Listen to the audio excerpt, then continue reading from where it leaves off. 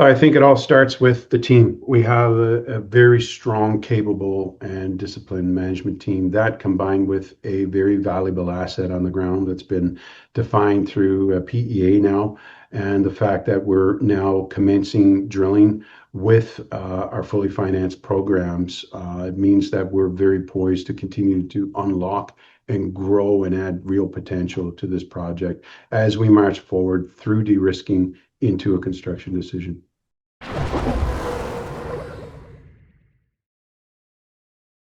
Led by a very experienced management team, TIGR Gold is a growth-oriented mining exploration and development company focused on advancing its flagship Quinchía gold project, a multi-million-ounce gold project in the prolific Mid-Cauca belt of Colombia. CEO Robert Vallis is here to review the project and upcoming milestones and catalysts. Please remember, this is neither a recommendation nor investment advice. We're here to learn about the company. I'm Martin Gagel with Market Radius Research. Robert, thanks for joining us. Martin, thank you for having me. Really appreciate being here. All right. Well, I'd rather be in Colombia right now than where it's raining here. Oh, So well, we'll live rain there is better than vicariously. -10, Martin, in Toronto. Yeah. So we'll take it. Yeah. There you All right. go. Well, let's look at some nice sunny pictures from Colombia here. All right. Thanks for joining us. Greatly appreciated. Why don't you give us a quick run through on the project, and then we can dig into some of the specifics. Certainly. Okay, Martin, and folks, thank you for attending. A pleasure to be here. I want to introduce TIGR Gold to you, our team, our project, our activities for the year, and our views looking forward. And of course, with that, in terms of forward-looking things, look at the cautionary statements, obviously, when you get the chance to read that exciting material. For TIGR, we have a number of anchor points that really define a substantive opportunity that we've obviously moved into and are now advancing rapidly. And now that we're listed for investors as well, this is really underpinned by a very capable, disciplined, proven leadership team, cornerstone by myself, spanning across the entire gold industry and globe, from mine acquisitions to mine building and operations, a substantive team. That has all come to bear on our Quinchía project, a multi-million-ounce gold deposit, which I'll add more detail in a second too, but it is a substantive asset to say the least, with a tremendous amount of enablers that really unlock its economic potential. And out of that, we have completed a recent PEA, preliminary economic assessment on the deposits that are there, the property that we have just moved into. So that's really a snapshot of what we have today and its value, and a foundational launch pad for us to go forward. And from that, based on our go forward strategy of listing, which we've done with over the last month or so, we've come out of the gate quite aggressively in terms of our re-rating against our peers. We've got a lot of room to go, which we're also excited about, and the news flow that you're beginning to see come out from TIGR is certainly underpinning that march up the curve. From that, of course, the story is all about continuing to capture, grow, and crystallize the value that we see in the ground from the expansion of resources and new discoveries. The team itself, as I said, cornerstone by myself, a mine engineer, been in the industry over 30 years, and next to myself, the COO, a world-class metallurgist, mine builder, mine operator, Ricardo Welahorsky. So we're more or less anchoring the team. A tremendous amount of experience between the two of us, both in the industry over 30 years, all gold mostly. But working with very large gold producers such as, and long tenures with them as well, such as Barrick Gold and Yamana and the likes. So that augmented by the rest of our team, very strong cross-functional capability, both at the corporate level, but also on the ground in Colombia as well, and advising us. So that is definitely one very strong leg of the stool. Now, where we are, the project itself, as Martin mentioned earlier, we're in the Mid-Cauca belt in Colombia. That's that gold strip you see here.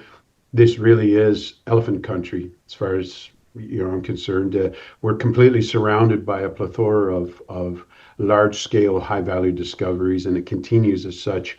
in such a way that the Mid-Cauca Belt right now is outstripping almost every other gold jurisdiction on the planet for its rate of discovery and sheer value of that. So it's a significant location.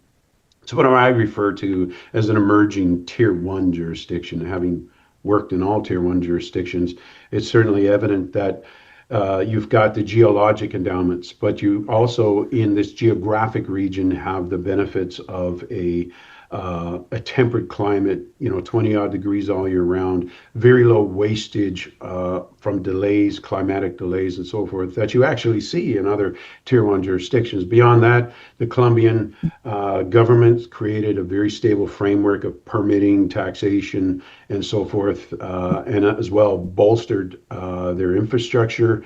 Their access to skilled labor, the security is phenomenal. I've been in the region over 10 years and watched a tremendous shift in just the quality of the jurisdiction in Colombia. So great address, to say the least. If you zoom in more or less on where we are now from a regional perspective, and in our land package here in the center of the screen, you can see those enablers I spoke of earlier that most projects around the world, in my humble experience of being all over the planet, finding projects of extraordinary value for other large companies, usually lack one or more of these enablers. Quinchía has them all. We've got, the paved Pacifica Highway running north-south right by us here, leading up to our closest neighbors, Collective and Aris, just about 20 kilometers away. And those two are some of the most notable discoveries and operation that's in the gold industry right now and comparable to anywhere in the world. So it's geographically phenomenal. The infrastructure, as I say, is there from paved roads. We have paved roads going into our site.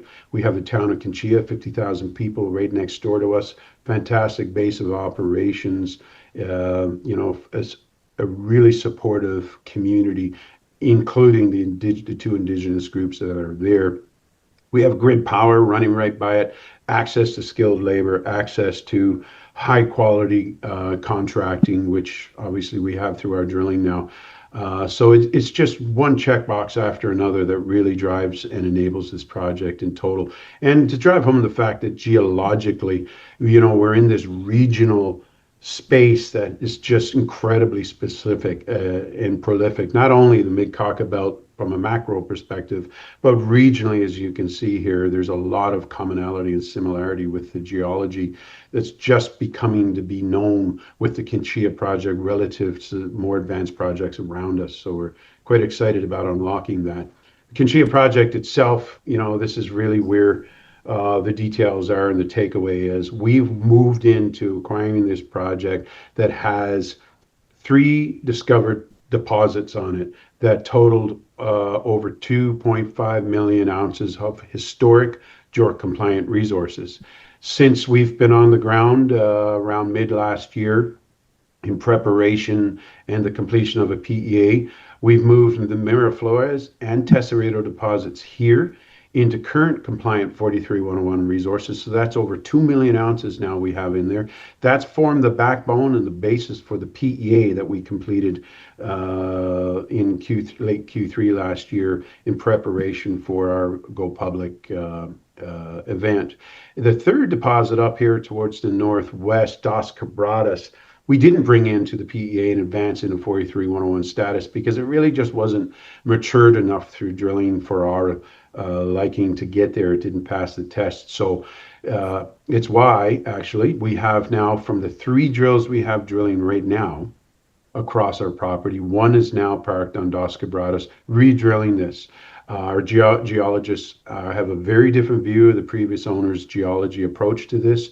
And, from that, we're taking a different approach to recapture this discovery and really bring this low-hanging fruit into the package of, producing ounces. And Miraflores, I should point out very quickly, is permitted for construction and operation as a small-scale underground mine. That was done in mid-2024, just as we were coming in to evaluate this property. So it really is a major enabler for our property in the way that it more or less vets the majority of the footprint of this project for not having any environmentally sensitive or restrictive aspects to it. which means there's a defined pathway as you go forward and modify that permit, and they call it permit modification in Colombia. It's a faster process you go through for permitting. It doesn't mean that you don't still have to have everything at feasibility levels and international standards. You do. It just means that you're moving and developing through your project and de-risking it faster based on that. So that's a big one for us. As far as upside potential, we're infill drilling Tesorito right now with 2 drill rigs. That's the other 2 rigs that form the basis of 3 drill rigs drilling right now. Infill drilling here because we know there's a massive high-grade core in the center of this. It's open to depth. So we're also doing extension drilling on Tesorito. Some of the drill results you've just seen come out, like today, very exciting results showing massive intercepts that are exceeding the modeled grade for the pit as it sits today as an inferred resource. Obviously, we're infill drilling to not only raise the grade of the pit and capture more of those ounces and get better definition of what's really there, but also de-risk those resources up to measured and indicated categorization to get it ready for the next stage of engineering alongside Miraflores, for a much larger contemplated project. Now, in addition to that, we have a lot of upside potential. A lot of this is discovered potential. It's not, well, we think it's there. Things like Seabell and Chuskel are here. You can see these surface expressions of sampling and so forth that you see here with these dots, indicating a massive footprint on surface. All 3 of the deposits we already have all come right to surface. The fact that we found more here with Seabell, Chuskel, and to the east of Dos Quebradas and potentially to the east of Tesorito here is a real opportunity for us to expand our exploration and discovery drilling. So we will be moving in about a month's time, one of the drills off of Tesorito over onto this flank here into Seabell and Chuskel to drill into that and continue what's been discovered. And I should say there's been about 5 to 8 holes drilled in Seabell, for example. All of those holes were continuously mineralized from surface down to depths over 500 meters at significant grades, 0.5, 0.8, and higher. And there's copper showing up as well. So we know there's a massive extension to the mineralized envelope here. And down in Chuskel, you can see the surface expression scale, but we don't even know the extent of what's happening here because it hasn't been drilled. So we've got this flank to open. We're extending and expanding the Tesorito Miraflores to depth and on strike. Dos Quebradas, of course, rediscovering that, bringing it into a resource, and then pushing east along this eastern flank where we have other high quality, high priority targets that's there. And really just from the perspective of the proximity of all these discoveries on top of each other, the most notable thing geologically is we have no idea what's happening at depth feeding all of this. Our geologists are quite confident that there is secondary enrichment zones, or what they call boiling zones, that are likely feeding these ounces that have come to surface. So that's why part of our drilling programs, aside from infill drilling on Tesorito, will include deep extensions and discovery drilling through Seabell, through Teso and Miraflores, for example. The PEA, as I said, a very high valued base case for us. That's our foundational launch pad for me and our team to get going. So we can really identify the risks, the opportunities, and get that prescriptive sort of pathway for de-risking this project as we drill as well. And, when we did it at 2650 long-term consensus in September, that price, of course, is no longer relevant. Even 4600 was, close to spot at the time, still speaks to a valuation that's approaching 2 billion post-tax NPV and approaching 50% IRR post-tax. So it really speaks to the in situ value that's there today. We had a Sanko do that with us. We were able to attract tier 1 engineering firm to come with us based on our background and working with those kinds of firms in the past, Ricardo and myself, and really over-engineered this PEA to really see what we got here and find the opportunities. And we're able to demonstrate we've got a strong, producer of 140,000 ounces over 10 years, just with the 2 deposits, Miraflores and Tesorito, operating at about 1340 all-in sustaining, which is competitive and below the industry average, about $1,500 per ounce all-in sustaining.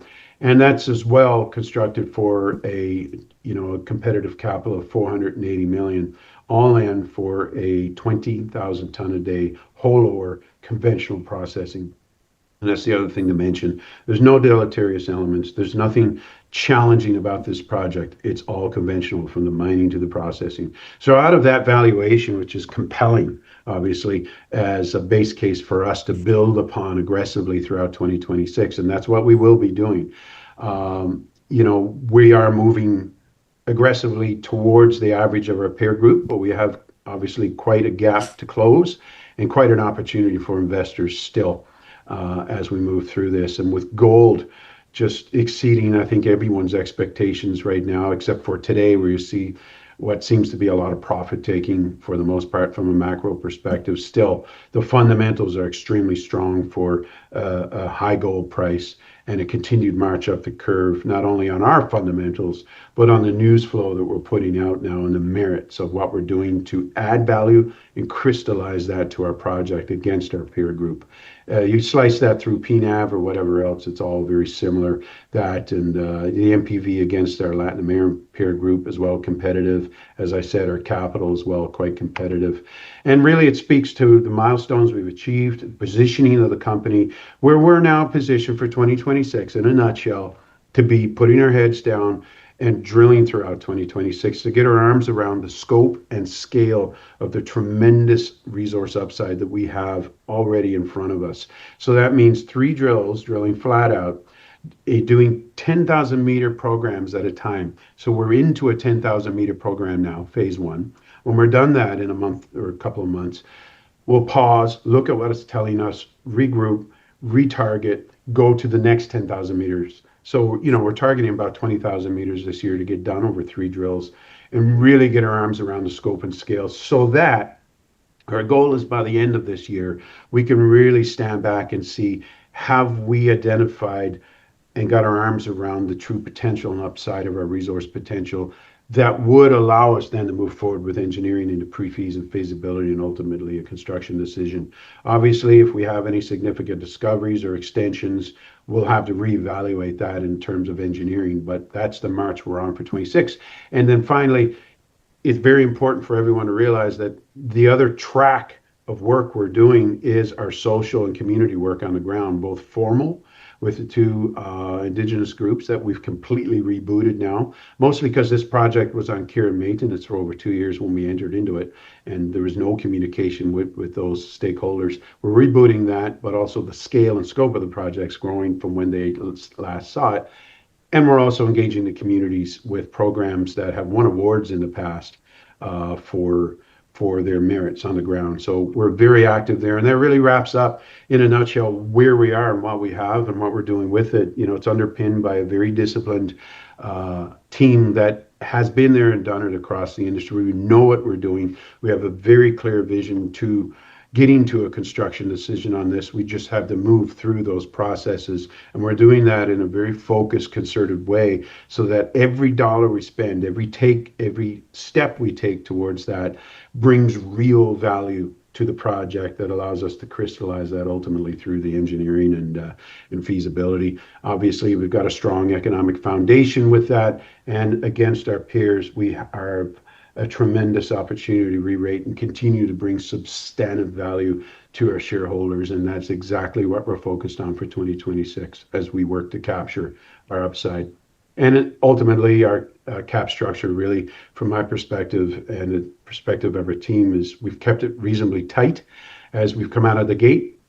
About 22% insider management there, well held, strong institutional support coming out of the gate, as well as retail. We've been very focused on having high quality institutional retail investors that understand what we're doing, see the vision, believe in the team and the project, and are there for the long haul. And now we've just recently gotten our first non-paid analyst coverage out the door with SCP Finance, indicating their target price there. That certainly indicates a massive uptick for us, but arguably from the perspectives I've just presented, conservative as well as we continue to grow this. So really, that's where TIGR is today, who we are, and what we're doing.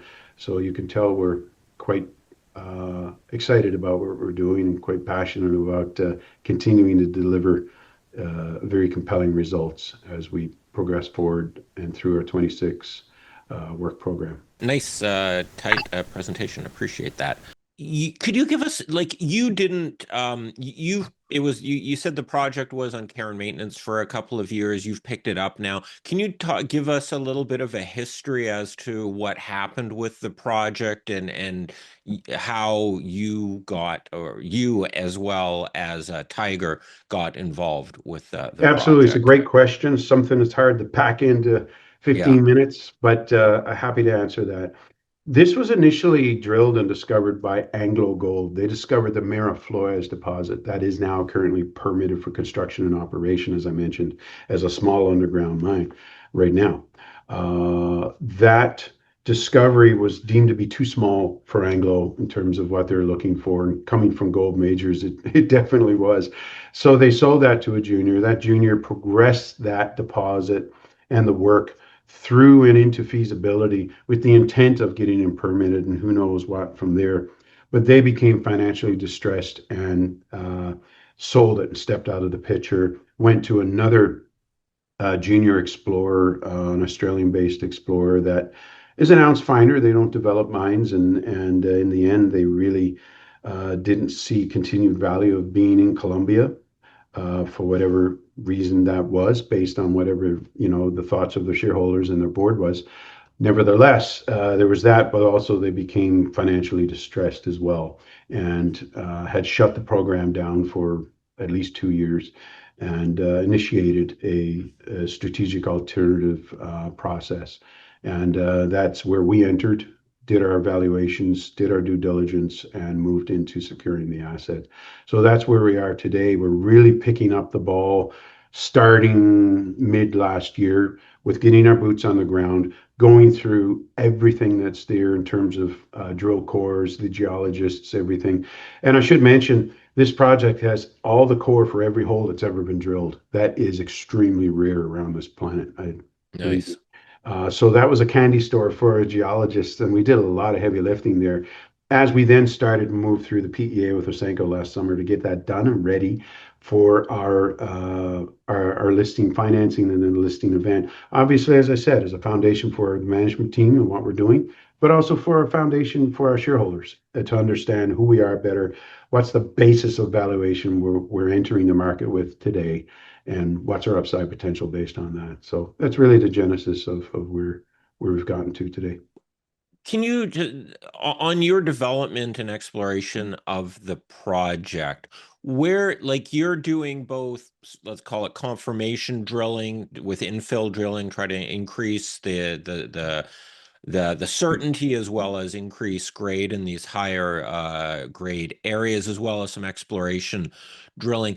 Where do you see creating the biggest value? Is it trying to sort of prioritize the planning of a mine, or is it trying to just get as many ounces in the ground? And I presume it's a combination thereof, but how do you see creating the biggest value per like meter of drilling? Where to put the emphasis and balance that, let's say, portfolio of That's drill it's a good results? question. Insightful. I'll jump in. Number one is, as I mentioned, our goal is to drive that through that straight line and get to a construction decision eventually. That means, having everything at these levels, having your arms around the scope and scale of your resource potential, and from that, the confidence of where you're going to commit to infrastructure.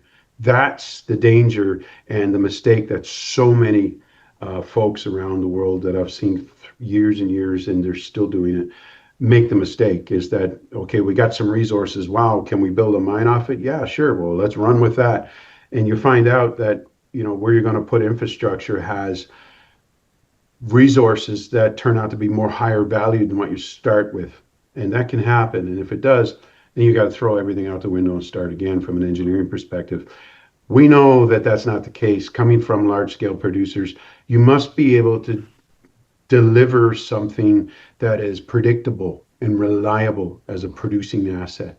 We know that, and we know how to do that. And that really is the steps we're going through. So that goes into what we're doing now in terms of the drilling and the prioritization of that.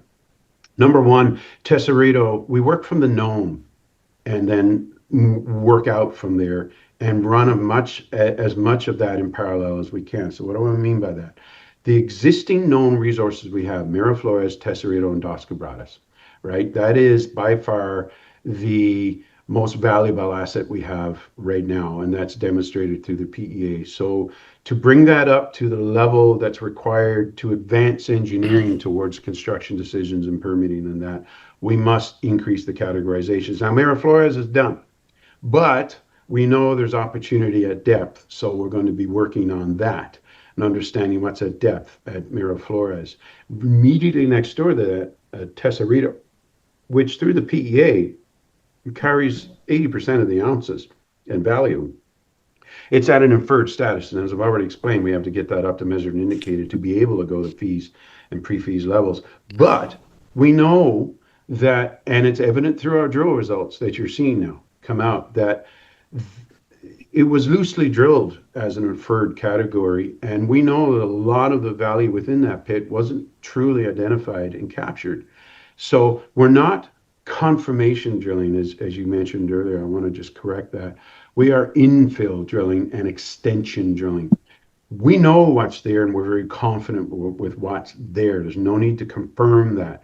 We're simply infill drilling to lessen the average spacing between the holes down to about 70 meters ish, which is quite good for an open pit. But in doing so, we're increasing the resolution of the high grade mineralization we know is there that goes right to surface.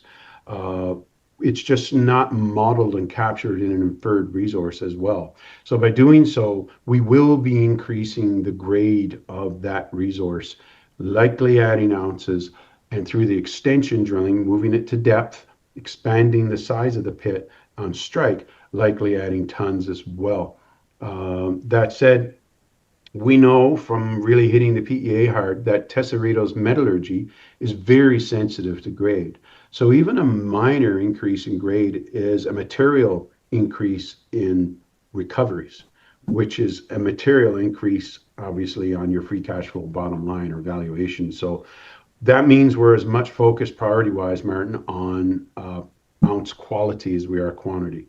So that's why we have 2 drills right now in fill drilling Tesorito to accelerate that. But eventually, we'll be moving one of those drills to the Seabell discovery and working to expand that. So that opens a new front, a parallel set of work or type of drilling that we're doing. So that moves to the next level of priority, right? That discovery. We know that there's something significant at depth around Miraflores and Tesorito, the PEA deposits, and the Seabell discovery, and now Chuskel. We just don't know what it is. So we need to get going drilling deep. And then finally, to the north, the Dos Quebradas, known discovery, but we need to take a different approach on that because we believe it's actually likely more lucrative than the previous owner thought it was and drilled it accordingly. So that's why we have a drill park there right now, drilling flat out to begin the work to scope out Dos Quebradas properly and really understand what its true potentials and size is for a resource and then bring that in. So hopefully that explains that we're really, with 3 drills, doing as much as we can, but it's, as I've explained, in a prioritized kind of fashion, where the biggest opportunity for biggest returns are as soon as possible. And we move out from there then into regions that haven't been drilled yet, but are high potential, and we go from there. All right. And the mineralization style of this has both breccia hosted as well a porphyry style Quite mineralization in it. interesting. And Yeah. you're looking for the whole feeder system on this as well. Is that correct? That's a reasonable proxy. I'm Yeah. not a geologist, but as a mine Neither am I. engineer, I know my stuff. And at the end of the day, the short answer is yes. There's Okay. something significant beneath this much mineralization on surface. Now, coming from producers, I can tell you, producers salivate over projects like this for a few reasons. One is multiple deposits discovered. Yes. Deposits discovered within close proximity. Yes. Deposits discovered within close proximity, but rapid succession. Yes. I should point out that Tesorito was discovered because they stepped out to do condemnation drilling for Miraflores feasibility for infrastructure and discovered the massive Tesorito right next door. So it really backs up that you really want to be focused on understanding the scope and scale what you have. That speaks to what's beneath that plethora of ounces that's sitting right on surface in such a rare way. There is likely something significant there. And some of the drilling that were just put out, today's drilling, for example, indicates that we're starting to get into mineralization that's indicative of being closer to or within proximity of an enrichment zone, really like a feeder system, as you called it. We don't know yet where it is and what it is and how big it is and what grades are there. If you talk about Collective up the road, that was exactly their approach to this. And it's ours as well. We're peeling the layers of the onion. We just have so much more ounces on surface that, we've got to go after where risk and reward is first, as I've previously explained, we're doing from a priority perspective. But obviously, getting to depth is a high priority for us. So that really speaks to that there is still remaining huge question marks and huge potential for significant upside here. We just have to do the work, and that's what our 2026 program is all about, getting to that.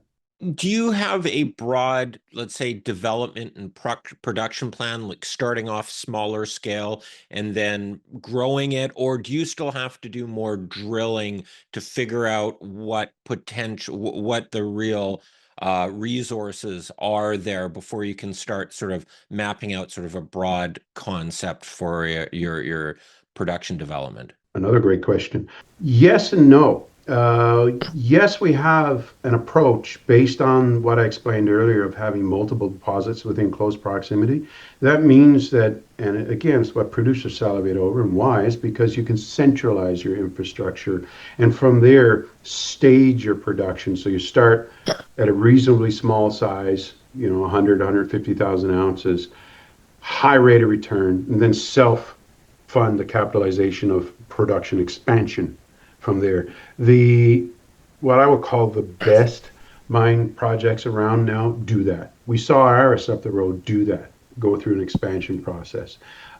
If you've got the characteristics to do it, then that's a huge opportunity. So there's that. But at the same time, as I've already explained extensively, I think we do have to do the drilling this year to determine the extent of what we have. Look, if we hit anything significant at depth below the deposits we have, as I've explained, and it's of a higher grade and a potentially more valuable nature compared to the surface ounces, and surface ounces tend to be lower grade anyway, but cheaper, right? And that's why you like to have both. If we do hit on something like that, then that could substantively change the approach to this project in the way that maybe you're going after underground mining first and you phase in your open pit and how you do it and to what scale. How do these close deposits connect? We have no idea at depth. But it is interesting that so far we have more or less what you can see as a field of porphyries just popping up like a lava lamp everywhere around us. Everywhere we put a drill, we're hitting, and they're significant. That says that you're into a significantly rich gold zone, or envelope, if you will. And it is truthfully the early stages of unlocking this. So it's why you have to be disciplined to really do it all you can as fast as you can, but without cutting corners to find what that scope and scale is. So once we start probing to depth, we'll have a pretty good understanding of what the potential is at depth, probably by mid-year, and at least some inklings of that. And from there, that'll help guide how far are we or how close are we to switching over into engineering and locking in an approach to extracting and producing. Question from the audience here. Are you fully invested for the 2026 exploration program? I guess the question is, are you fully funded for that? And what kind of budgets do you have? It's a good question. We are for our 20,000 meters this year.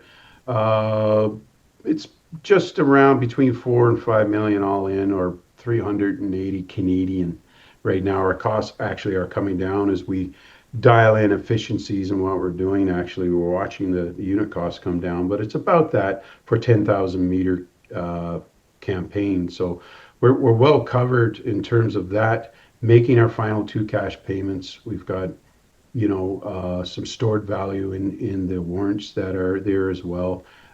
So really, it's a well-crafted, detailed plan this year that's funded for the three drills to be going flat out across two 10,000 meter campaigns to really, as I already explained, attack these three fronts of infill drilling, extension drilling, discovery and exploration drilling to really maximize our knowledge and the discovery and crystallization of value that we expand. Look, if, and I know people are thinking this, we have 2 million ounces right now in 43-101 resources. The scale of what CBIL is indicating, we don't know yet, but with those kinds of intercepts that are over 500 meters continuously mineralized, all of those 5 to 8 holes right next door to Tesorito. If it is of resource scale, which we have to find out. We've got to drill on strike to expand and find that and then move it to depth. If it is, then there's a strong possibility that SIBO can be at least the size of Tesorito on surface as a surface deposit. So that's 1.5, 2 million ounces. But then you got Dos Quebradas up there. We're drilling right now. It has 500,000 ounces of JORC compliant historic resources. Yes, we're rewriting the book there. Our geos are actually quite excited about Dos Quebradas, but we got to do the work. So, but from my perspective, it is low-hanging fruit. It's been discovered. It's not we think there's something there. It's there. We have to rewrite the book on it to bring it in to the standards we operate at. But you combine that, just those two, and that's not speaking to expanding the Tesorito pit, as I've explained already, and bringing its grade up. You can see a pretty straight conservative pathway to a doubling of our resources. And that really speaks to, the goal that we're on and working towards that in the way I've explained by dividing it up into three fronts and prioritizing those to really get there. And along the way, again, high potential for further discovery, particularly at depth. You've recently gone public, started trading. Could you just discuss how much money you've raised, as well as how much you're funded for the drill program, how much money is on the books, and your general capital markets Yep. strategy for the coming year? I think we've raised in total over between 24 and 25 million since we've come into this in multiple tranches for our RTO listing, which is what it was. It was an RTO event. We raised about 16.5 million, I believe, somewhere in there. We've got just over 15 million on the books right now. And I think that answers the question. And where is that? That's a decent chunk of money. What is that 15 million allocated for towards drilling and option Yeah, payments and going things back like to my that? previous comments on the previous question, uh, are we financed to do whatever? Short answer is that's allocated, obviously, to our drilling, our ESG, which takes the lion's share, the Yeah, exploration, our ESG programs on the ground, and the in Colombia carrying costs, G&A, if you will, yeah. and then our own corporate G&A. That's it. Oh, and I should add that there's the two final option payments on the project. So we'll be 100% owner by June, somewhere around there. So we are the next catalyst for the next few months are ongoing. You're drilling, you're getting data, and then as you drill and get this data, you'll sort of tweak and adjust your drilling plans based on the data to really see what's interesting and maximize that the value Yes, that's a of good exploration. characterization. It's what I said, peeling the layers of the onion. This is how you do it, so you end up with something that works at the end of the Yeah, day for a construction decision. Um, we're doing this in 10,000 meter phased drilling programs or campaigns, as I said. So after the yeah, first 10,000 meters, which will probably be I don't know, into April sometime maybe. That's when we'll be able to really look at where are we with Tesorito? Are we ready to reboot its resource and, put out a new one? Do we need to do a little more because of what the drilling's telling us, right? So that's a catalyst. Another will be any discovery that we make at depth around and beneath Tesorito, up at Dos Quebradas, obviously, another catalyst for where are we putting meters in the second 10,000-meter campaign and why. So it really is, you drill, you evaluate, you readjust or adjust your aim and go again. That's how you do it if you want to have a result that's predictable and reliable, as I said. Yeah. Otherwise, it's more of a shotgun approach and you hope for the best. That's not what we're doing. Every dollar we spend is deliberately towards crystallizing value and growing the value of the project. From the audience here, when will you go on a European roadshow? I have to speak to my partner in crime, Fraser McDougall, one of our founders and directors, who's our marketing lead. I do believe it's in the early spring, if not sooner.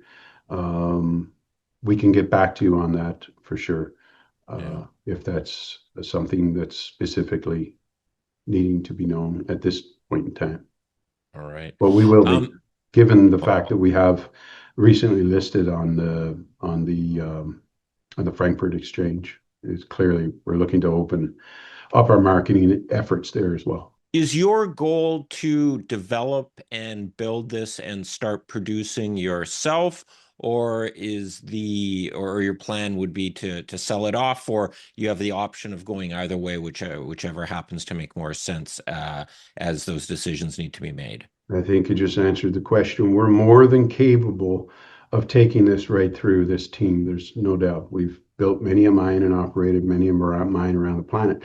As I said, you have to peel the layers of the onion. You need to get there, see what the feasibility is telling you, and then make a construction decision at that point. Now, that construction decision, from a fiduciary perspective, has to be weighed, obviously, with what are your alternatives. Do Yeah. we have, people knocking on the door, majors or something like that? I come from a vast background in M&A with Barrick and Yamana as well, and it's just a process you go through, and it's a gate. We need to get to the gate of having the feasibility in hand and evaluating our next steps at that point. But as I said, we're more than capable of advancing this forward on our own, and it's, if things persist the way they are, I think it'd be something we'd be very happy to do. But we need to get there to make that decision. For sure. And you always can create the biggest value if you've got as many options as possible. If the seniors see that you have to Yeah. sell because you're not prepared, then that affects the price. So the more options you have, the better it is. There is, and there's pros and cons to all the things you weigh. That's why you weigh Yeah.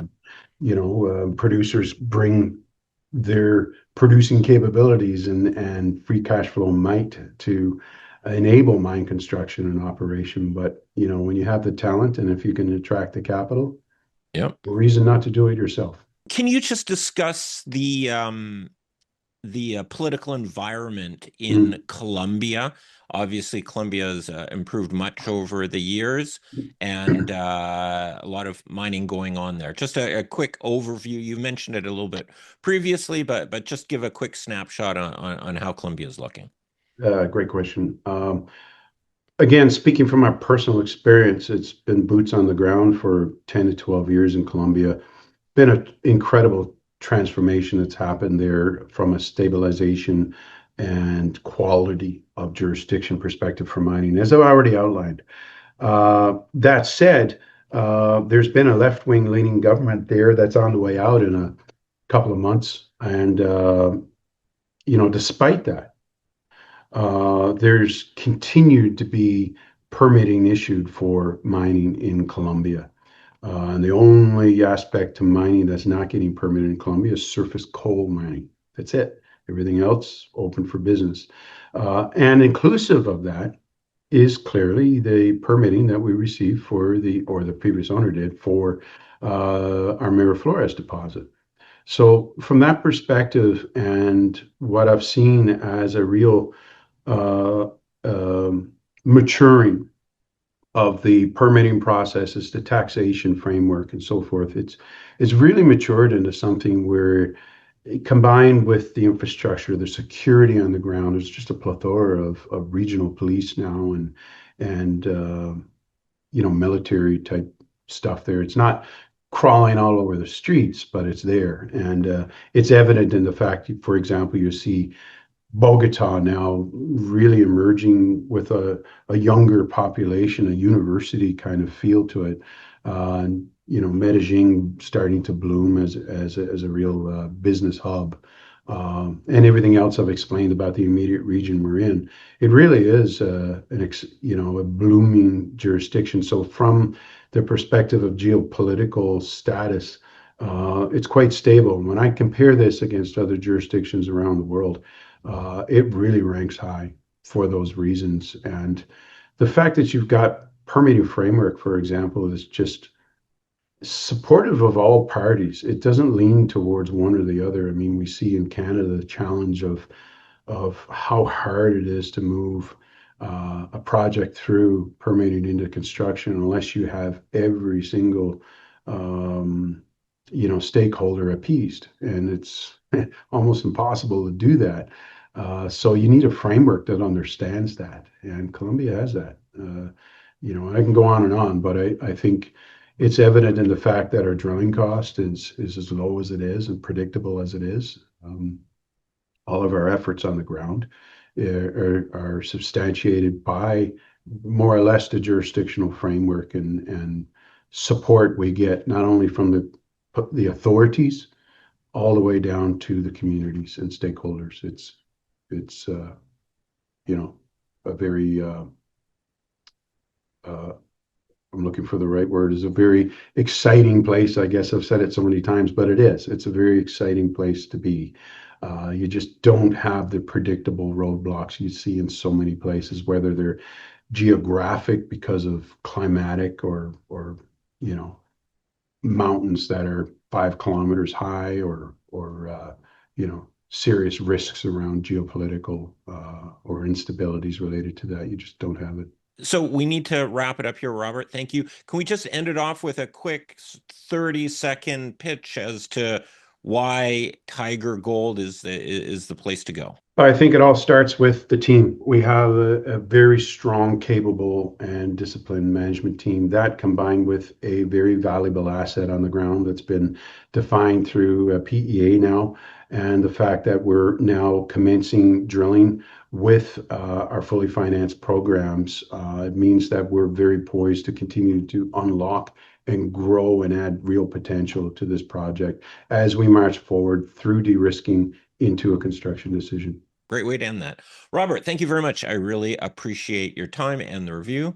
And thank you. And I hope to get you back here to do a quick update as we get more news and data out of TIGR Gold. Thank you, Martin. I look forward to it.